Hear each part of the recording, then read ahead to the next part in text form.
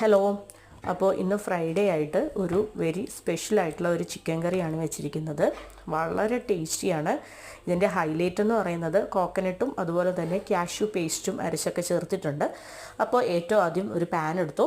പാനിലേക്ക് coconut oil ഒഴിച്ചു. കുറച്ച് എണ്ണ ഒഴിച്ചാൽ മതി. കോക്കനട്ട് ഓയിൽ ഒഴിച്ചതിന് ശേഷം ജിഞ്ചർ ഗാർലിക് പേസ്റ്റ്, ടൊമാറ്റോ, സവോള, ഗ്രീൻ ചില്ലി, അതുപോലെ തന്നെ കറി ലീഫ്. ഗ്രീൻ ചില്ലി ഒരു 8-10 എടുത്തോളൂ.